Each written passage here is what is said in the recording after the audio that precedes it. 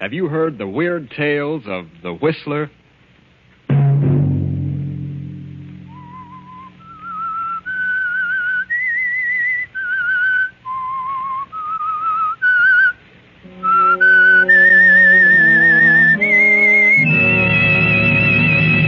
I'm the Whistler.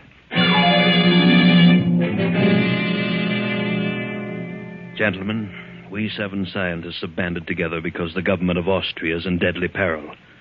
We have evidence that Austria is being dangerously undermined by the Nazis, and that nothing is being done from the standpoint of the law to prevent it. We have therefore resolved to take measures into our own hands and prevent this chaos. At our next meeting, we shall present the names of those in high places who attempt to divide and conquer, and shall decide then as to what action shall be taken against them. And such was the organization in which Hans Minkler, the young, mild-mannered biologist of Vienna, suddenly found himself a member. Hans Minkler, whose whole life was dedicated to the preservation and the saving of human life. Hans Minkler, referred to by his classmates as the man who couldn't kill a fly. Saturday night, and again CBS presents The Whistler.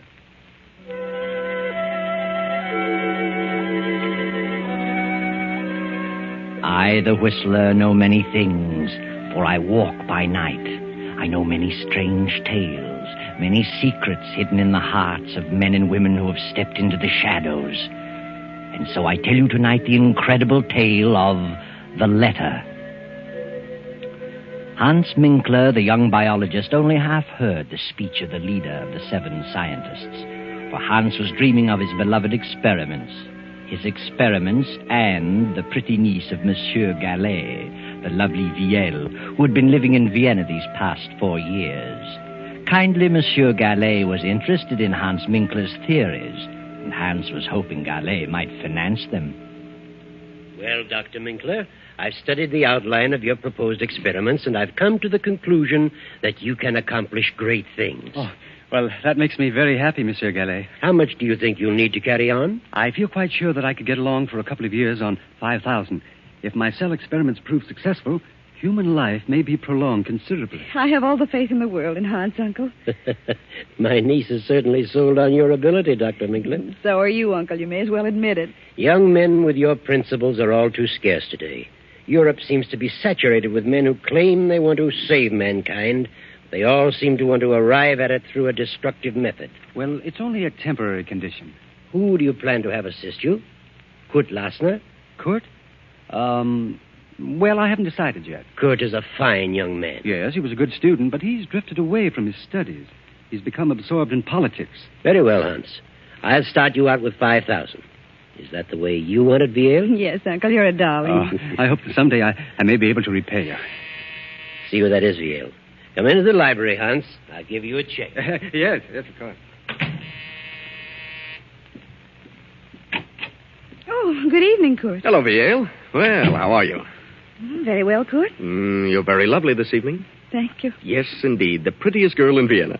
Is Hans here? I said I'd pick him up on my way downtown. Yes, he's talking to Uncle, talking business. I've had a busy day. Not enough hours to go around. Sit down, Kurt. Thanks. Kurt, why have you given up your career? Biology? Oh, I don't know.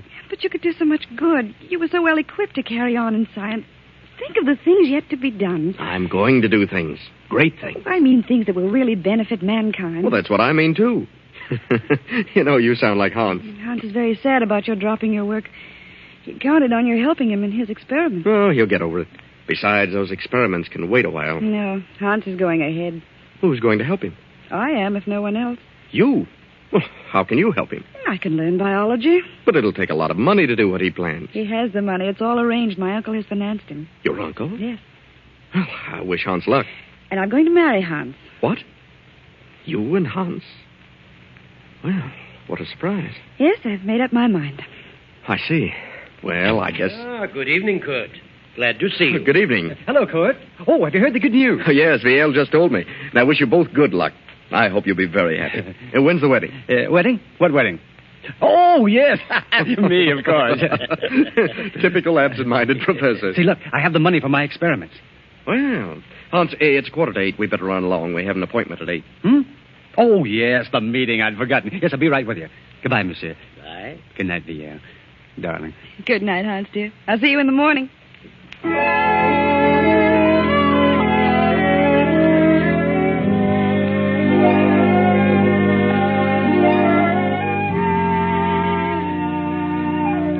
So Hans Minkler reluctantly attends his second meeting, and with Kurt Lassner joins the 5 scientists in the darkened room.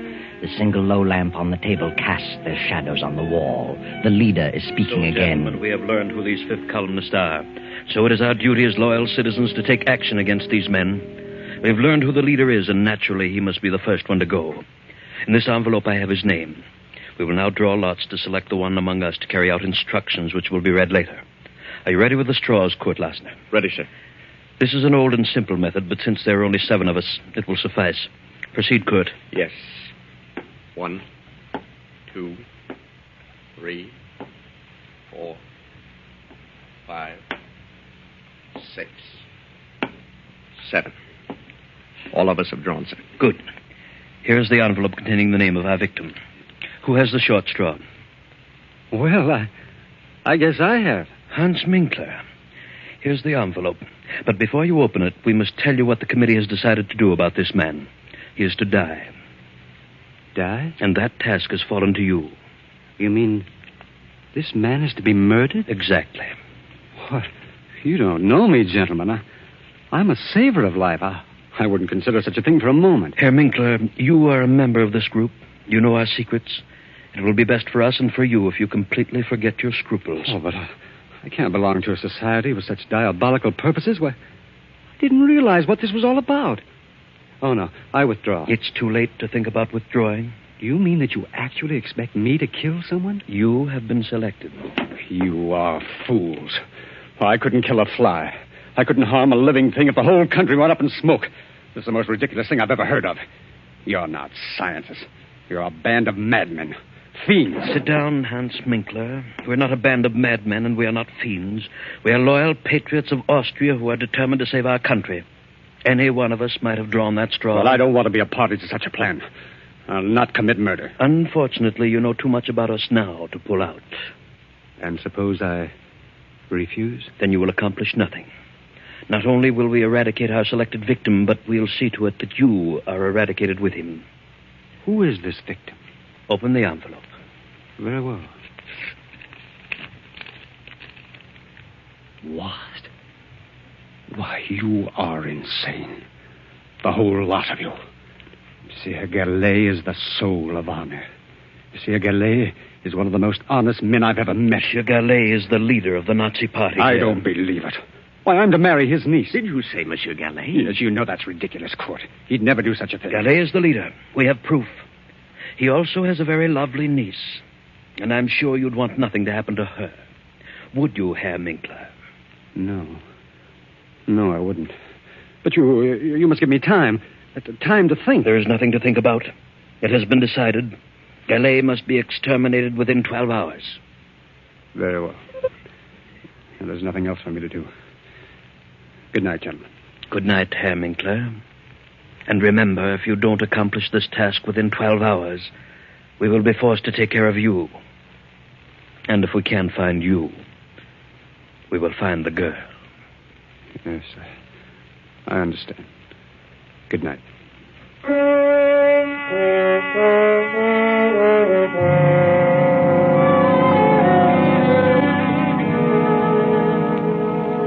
Well, Hans, what are you going to do about it? You've sat in your apartment for 2 hours now. Which shall it be? 3 lives are at stake. The uncle's and yours and Viel's. Hans gets his car and drives to Monsieur Gallet's home. Well, hello, Hans. What on earth are you doing here? I didn't expect you back this evening. Where is Viel? Why, she went to some friends. She probably won't be back till after midnight. What on earth's wrong with you? Get your hat and coat, Monsieur Gallet. What? Have you been drinking, Hans? Get your hat and coat. Now, wait a minute. Suppose you explain There's no time for explanations. Get your things. What for? You're coming with me. I was just ready to turn in. You better run along, Hans. You feel better in the morning. Put up your hands, Monsieur Gillet. What? This is the funniest thing I've ever encountered. Have you really got a gun in your pocket? I have. I hope you don't force me to prove it. Well, this is certainly a surprise. The meaning of all this? I've just discovered that you're the leader of the Nazis who are trying to undermine the Austrian government. Are you serious? Yes. Who told you such a thing? There's an organization which is determined to eradicate all Nazis one by one. And you are the leader. Read this. It says leader Paul Gillet. Death. This is the maddest thing I've ever heard of. I've been highly active in anti-Nazi work. They say that's merely a cover-up. Are you a member of this secret organization? Yes. You've been selected to kill me? Yes. It's unbelievable that you, Hans Minkler, could be mixed up in such a thing. I think you're being hoodwinked. I am an anti-Nazi. And if you plan to kill me, you must belong to the Nazi organization. Get your things and come along. What do you intend to do with me? That's all planned. Come along. Very well. You, give me that gun. You fool. No, don't. You don't.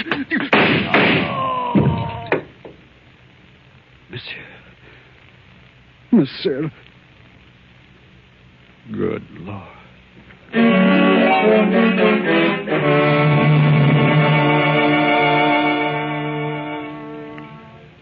Hans stands staring at the body of Monsieur Gallet for a few moments. Then, in a daze, he turns out the lights, closes the library door, and returns to his apartment. For the remainder of the night, he sits at his desk staring into the darkness, lost in thought. And then morning comes, and Viel at her home opens the library door and...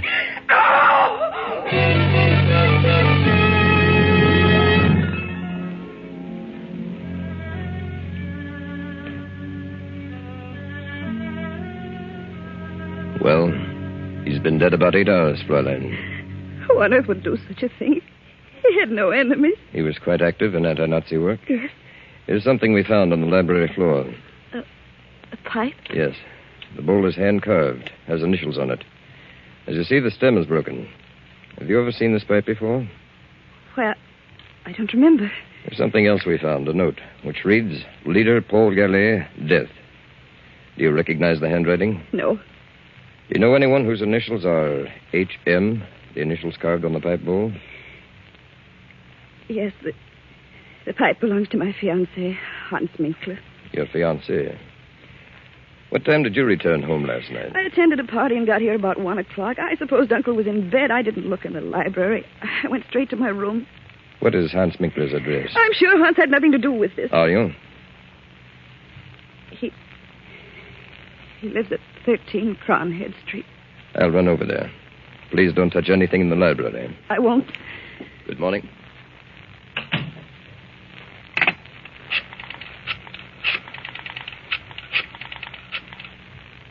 Kurt, something terrible's happened. Uncle was murdered last night. The police have just left. They found Hans's pipe on the library floor. It was broken. They've gone to his apartment. Please come over right away.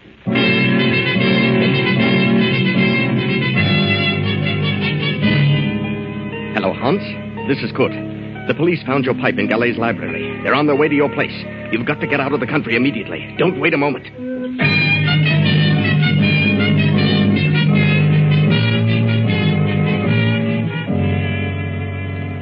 Oh, Kurt, it's terrible. Now, control yourself, Ian. Oh, Kurt, I can't imagine why anyone would do such a thing. Kurt, do you know where Hans is? Well, I suppose he's at his apartment. Hasn't he called you this morning? He usually does, but he hasn't. They found Hans's broken pipe near Uncle's body. Kurt, I must warn Hans. I must let him know what's happened. Hans' pipe, huh? Yeah, that's bad. By all means, phone him at once. Oh, you call him. Of course. It's Kronigstadt 4347. Right.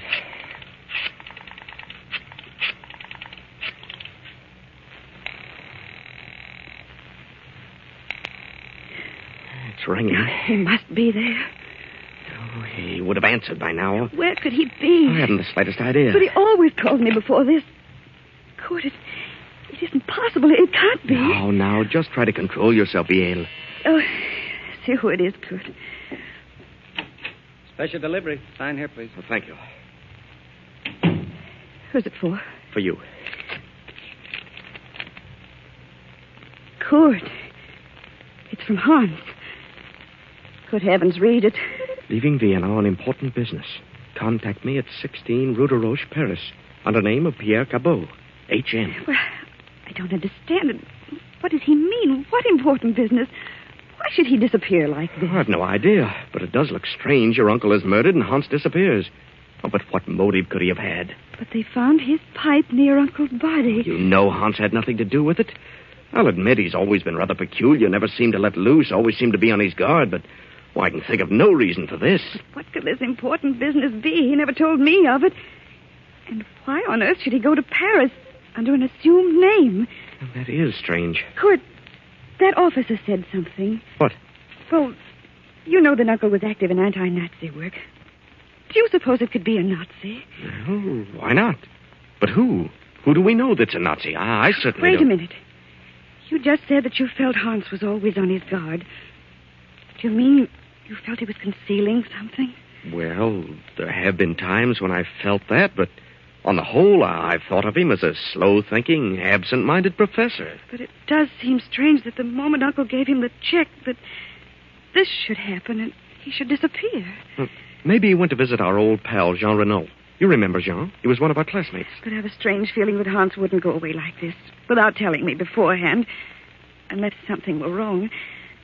Do you suppose that Hans has been deceiving us all along? What makes you ask that? Well, it suddenly occurred to me that he spoke French without the trace of an accent. And I remember Jean Renaud said once that he spoke English without an accent. So what? Well, if he did, where did he learn to do that? Certainly not by living in Vienna all his life. Oh, I see what you mean. Why didn't he tell me beforehand that he was leaving? But he wrote you this letter. Yes, but it wasn't written by the Hans I know. Oh, I think you'd better forget about it. Good. I didn't tell you this. The police found a note on the floor. It said, Leader Paul Gallet, death. It must have meant that Uncle was an anti-Nazi leader and he was sentenced to die. And if this ties in with Hans' disappearance, then Hans must have been connected with the Nazis. Oh, darling, you're getting yourself all worked up. You don't think Hans was a Nazi? Well, I'll admit, the way you've got it all worked out, it sounds plausible, but if he was a Nazi and he's left the country, what can we do about it? He won't come back. But why should he go to Paris? Well, Jean Renaud was a good friend of ours. I'm sure Jean knows nothing about Hans being a Nazi. Jean would never suspect him. Maybe Paris is his next assignment. Nazis are just as busy in France as they are here. Let's see that letter from Hans. He says here, contact me 16 Rue de Roche, Paris. That's Renaud's address, 16 Rue de Roche. Oh, good. I just can't believe it. How could I have been such a fool? I'll see who it is, darling. I'm Captain Gruber from police headquarters. Oh, come in, Captain. Sorry to trouble you again, Fräulein, but we went to Herr Minkler's apartment. He wasn't there. He wasn't. His car has not been in the garage all night. That's strange. We found this writing on the notepad on his desk. Is it his handwriting? Yes. He's written the same two words over and over again, Gallet and Villiers, as though he tried to make up his mind about something. But what's become of his car? The car's been found. Where? In a public garage. From all indications, Minkler's left the country, probably for France. Oh, why France? We've discovered that Hans Minkler is a French citizen. A French citizen? Well, he always led us to believe that he was a native Austrian. Now, we'll want to check things over a little further. We'll be back this afternoon. Please don't disturb anything. No, we won't. By the way, what is your name, sir? Oh, my name is Kurt Lasner. Good day. Kurt, what did you see? What were you looking at just then? What do you mean? What startled you on Uncle's desk? Well, nothing at all. Here, let me see. Good heavens, I see it. Here on the desk blotter, Uncle's handwriting, it says, Find Hans Minkler. And it was Hans. It was. Uncle was trying to tell us who did it. Maybe. To think that he could be so low as to take Uncle's money and then kill him. Oh, please, Viel. I just can't believe it. I won't believe it. I mustn't. Well, I'm sorry to say that all the evidence is certainly against him. Oh, come, Viel. Try to get this off your mind. Try to get some rest. The police will take care of everything. Oh, yes, good. I guess you're right. If Hans did do it, he'll pay. He's the one who'll do the suffering. Believe me.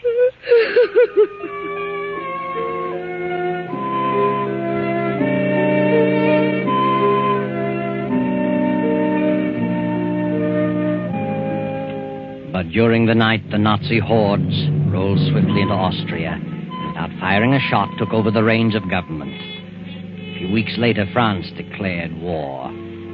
Then one night, Hans Minkler makes his way through the maze of Paris traffic and knocks at the door of number 16 Rue de Roche. Oh, yes? Oh, good evening. Good evening. Is Jean Renault in? Who shall I say is calling? By, Pierre Cabot. Won't you come in, Monsieur Cabot? Major Renault has just stepped out. He'll be back shortly. Was he expecting you? No. Did you say Major Renault? Yes. Since war has been declared, he's gone on the active service list. Oh, I see. I've been phoning for a week, but no one answered. You haven't seen the Major in some time. No, I haven't. I've been in Austria for several years. Renault and I went to school together in Vienna. Oh. Are you by any chance Hans Minkler? How did you know that? Why are you traveling incognito? Well, where is Renault? I regret to inform you that Renault has been in Africa for some time. He's due back in a few weeks, however. Did you know Monsieur Gallet in Vienna? Yes. Who are you? I'm Monsieur Deveau, of the French Sûreté. Oh, police. Yes. Did you ever accept any money from Monsieur Gallet? Why are you asking me these questions? You never accepted money from Gallet? No. Search him, Henri. No, just a moment. Sorry, Minkler. I'll take the bill for Henri. Yes, sir. I don't understand all this. You understand, all right. Well, so you never received money from Gallet. What's this check for? Well, that's to help carry on my experiments. Undoubtedly. Monsieur Gallet was helping you and quite a number of others to carry on experiments. Others? I suppose you say you're new at this game. Game? I don't know what you mean. I had nothing to do with his death. Nothing. Yes, I believe that. Why should you kill one of your own? Oh, I don't know what you're talking about. If you were intending to carry on experiments in Vienna, why is this check drawn on the Bank of Paris? Well, maybe he had a surplus of funds here. Indeed he did. How did you know I was coming here? We knew. Just what were your plans? Oh, this is ridiculous. I'm not a spy. I was engaged to marry Gallet's niece. Really?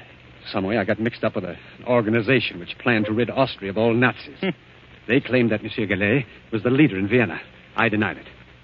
But nevertheless, I was selected to murder him. Oh, I see. And told that if I refused, they'd also kill me and my fiancée as well. I decided to get them out of the country. I went to Galet's home. My fiancée was not there. I knew there was no time to lose. So I tried to take him away by force. He was suspicious. I mean, we suddenly got into a scuffle. And then someone behind me fired a gun. I don't know who it was.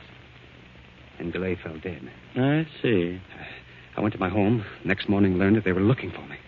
I got out of the country, and in a roundabout way, I came to Paris.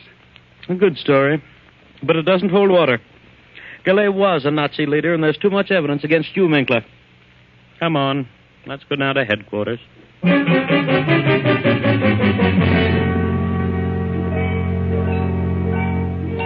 2 weeks later, Jean Renault returns to Paris. Then, 6 weeks after Austria surrenders, Kurt and Viel escape from the Nazis and make their way to Paris. Jean Renault meets Kurt on the street and asks him to bring Viel to visit him at 16 Rue de Roche. Come in, Kurt. Well, Viel. It's been a long time. How are you? Excellent, thank you. So you two are married. Well, my congratulations. Though I didn't expect it to work out quite this way.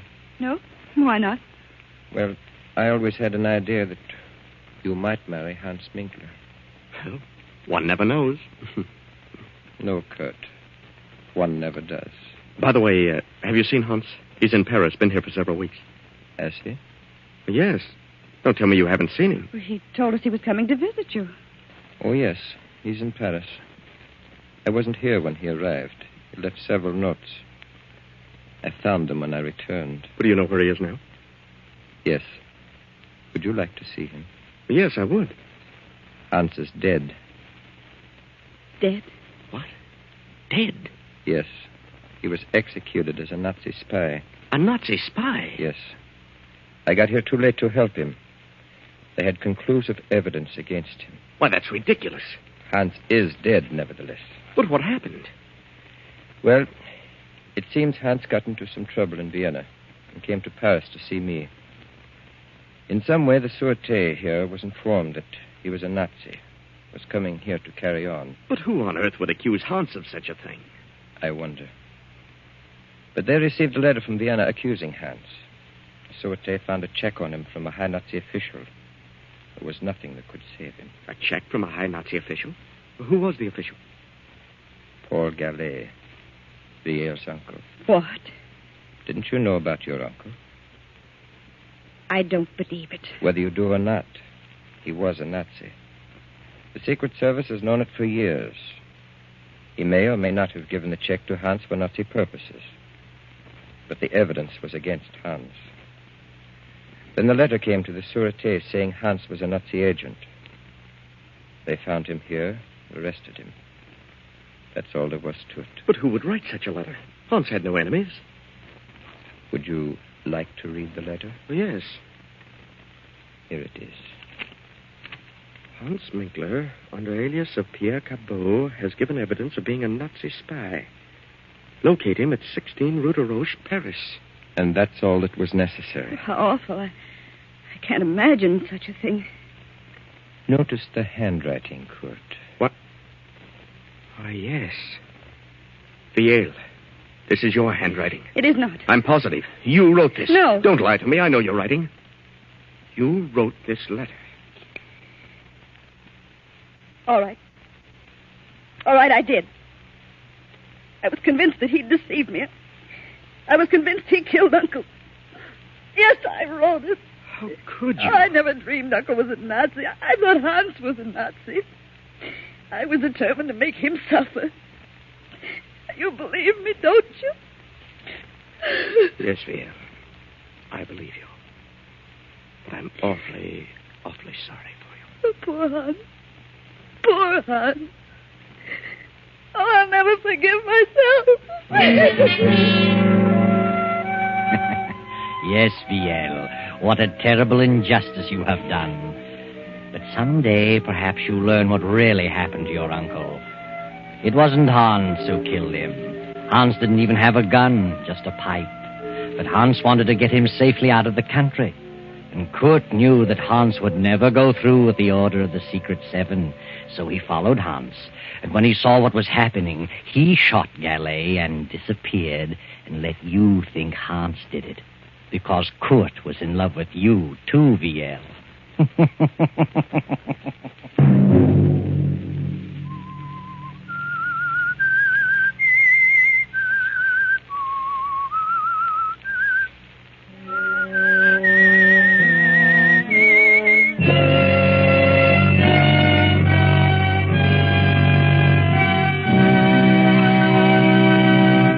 CBS has presented The Whistler.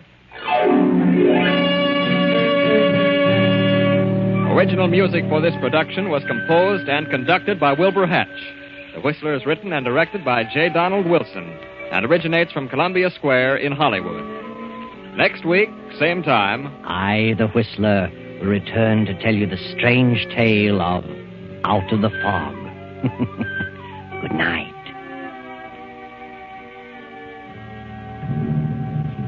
this is the Columbia Broadcasting System.